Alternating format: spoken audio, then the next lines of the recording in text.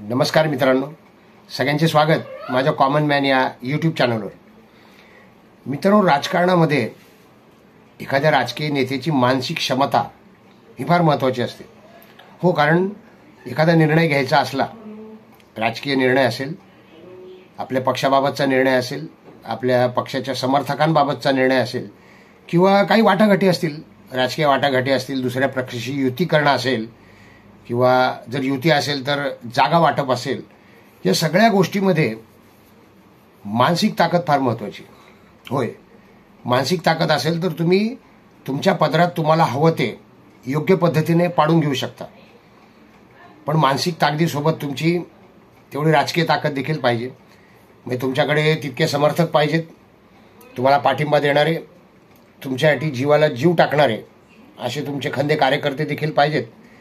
आणि मला वाटतं या सगळ्या गोष्टींची म्हणजे राजकीय ताकद, मानसिक ताकद, जीवाला जीव देणारे समर्थक, तुमचे खंदे समर्थक, तुमच्या एका शब्दावर कुठल्याही प्रकारच्या आंदोलनास तयार असलेले समर्थक, किंवा तुमच्या एका निर्णयानुसार वागणारे समर्थक, हे वंचित बहुजन आघाडीचे प्रमुख संस्थापक अध्यक्ष म्हणूयात आपण प्रकाश आंबेडकर यांच्याकडे ही ताकद नक्कीच आहे.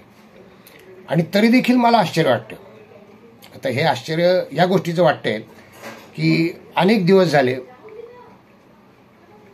उद्धव बाळासाहेब ठाकरे यांचा जो ठाकरे गट आता उरला आहे, त्याबरोबर प्रकाश आंबेडकरांची युती आहे म्हणूयात, किंवा त्यांच्यासोबत आहेत ते सहकारी आहेत, त्यांचा सहकारी पक्ष आहे वंचित बहुजन आघाडी हा.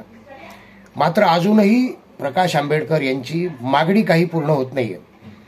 त्याच्यावर मी अनेक व्हिडिओ बनवले होते. मी वारंवार प्रकाश आंबेडकर यांच्यावर व्हिडिओ बनवतो असा काहींचा आक्षेप आहे.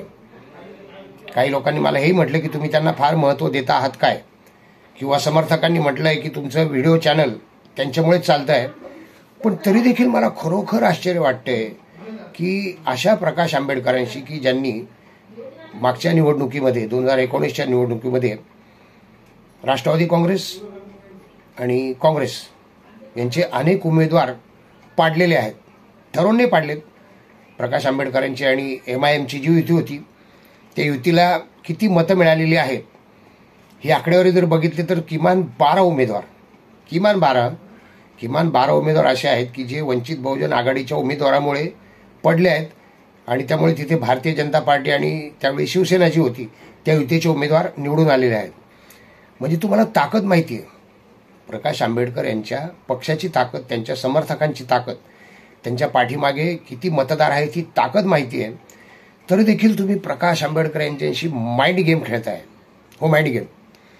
म्हणजे तुम्ही त्यांना सोबत तर ठेवलेलं आहे उद्धव बाळासाहेब ठाकरे गटासोबत, मात्र आघाडीमध्ये म्हणजे इंडिया आघाडी म्हणा किंवा जी महाविकास आघाडी आहे आपल्या महाराष्ट्रातली, त्या महाविकास आघाडीमध्ये म्हणा, प्रवेश काही देत नाही आहात.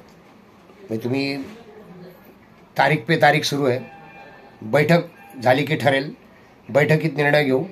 मग आता खरोखरच परवा बैठक झाली. आधी शरद पवारांच्या पाल्यामध्ये चेंडू होता, म्हणजे त्यांच्याकडे तो निर्णय होता. मग शरद पवारांनी सांगितलं आमची सगळ्यांची इच्छा आहे की प्रकाश आंबेडकरांनी आघाडीत सामील व्हावं, आणि मी तशी खरगेंना विनंती केली आहे आणि खरगे हे सांगतील.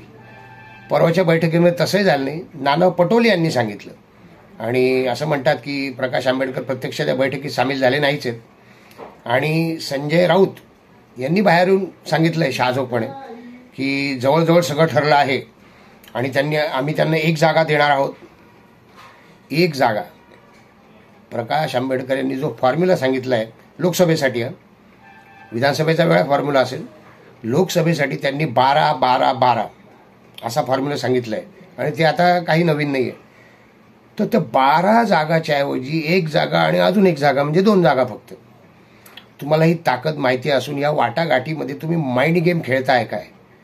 म्हणजे तुम्हाला लाचार वाटतायत काय? तुम्हाला गंमत सांगतो, आता ह्याच प्रकाश आंबेडकरांनी नुकतीच एक गर्भित धमकी दिली आहे. गर्भित धमकी आहे. तुम्हाला माहिती असेल, आता मराठा आरक्षण जे यशस्वी झालं असं म्हणतात, किंवा एकनाथ शिंदेंनी मराठा आरक्षण दिलं आणि अतिशय यशस्वी मुख्यमंत्री म्हणून किंवा मराठ्यांचे नेते म्हणून आता एकनाथ शिंदे यांचं नाव घेतलं जात आहे. तर प्रकाश आंबेडकरांनी काल एका संवादामध्ये त्यांनी एकनाथ शिंदेंची खूप तारीफ केली आहे की मराठा समाजाचे एकमेव नेते आहेत एकनाथ शिंदे, ज्यांनी हा निर्णय घेतला आहे मराठा आरक्षण देण्याचा. यापूर्वी अनेकांना संधी होती पण त्यांनी ती गमावलेली आहे. आणि आता मराठ्यांचे नेते म्हणून एकनाथ शिंदे अतिशय पॉवरफुल आहेत, स्ट्रॉंग आहेत. आणि आपण एकनाथ शिंदे यांची ताकद वाढवली पाहिजे असंही बोलता बोलता प्रकाश आंबेडकर म्हणाले. लक्षात येतंय त्यांना काय सांगायचं होतं? त्यांना हे सांगायचं होतं की तुम्ही जर अजून असे खेळ खेळले, कोण तुम्ही म्हणजे कोण? हे संजय राऊत झाले, नाना पटोले झाले, हेच आघाडीचे सर्वेसर्वा स्वतःला जे समजत आहेत ते लोक जर अजून असेच खेळत राहिले तर शिंदेंची जी तारीफ केलेली आहे ना, तर ही गर्भित धमकी आहे, गर्भित इशारा म्हणूयात की मी सरळ सरळ शिंदे गटाबरोबर युती करेन. म्हणजे शिंदेंची शिवसेना, शिंदे गट म्हणण्यापेक्षा शिंदेंच्या शिवसेनेबरोबर युती करेल असं गर्भित इशारा दिलाय म्हणा, धमकी दिली आहे म्हणा. आता बघू ही धमकी समजते का. ही धमकी जर समजली तर यांचे डोळे उघडतील नक्कीच. पण माइंड गेम जर तुम्ही अजूनही खेळत असाल इतक्या हुशार माणसाशी, राजकारणातही हुशार आहेत, समाजकारणातही हुशार आहेत, त्यांचा अभ्यासही आहे आणि प्रकाश आंबेडकर यांची राजकीय ताकद तुम्हाला माहिती आहे, तेव्हा माइंड गेम त्यांच्याशी खेळणं हास्यास्पद आहे. माइंड गेम खेळू नका, त्याच्याऐवजी सरळ सरळ तुमचे पत्ते उघडा.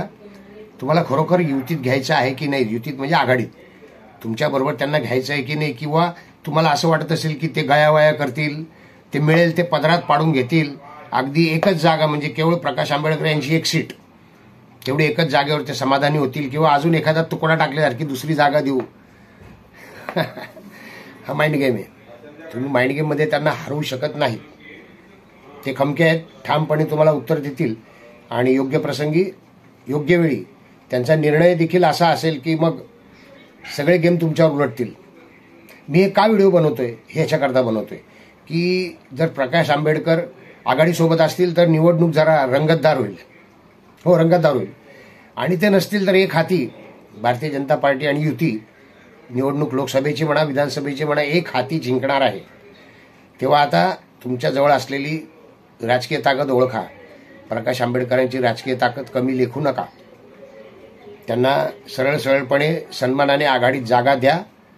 अन्यथा एकतर्फी निवडणूक जी होणार आहे, आम्हाला तर आवडेलच अशी एकतर्फी निवडणूक झालेली, त्या निवडणुकीला तयार राहा. आपण माइंड गेम प्रकाश आंबेडकरांशी खेळू नका. ते तुमच्यापेक्षा, संजय राऊत तुमच्यापेक्षा अतिशय हुशार आहेत, अनुभवी आहेत आणि ते नक्कीच माइंड गेममध्ये तुमच्या माइंड गेमला बळी पडणार नाहीत. व्हिडिओ आवडला असेल तर लाईक करा, शेअर करा, सबस्क्राईब करा. भेटूयात नवीन व्हिडिओत कॉमन मॅनसह. धन्यवाद.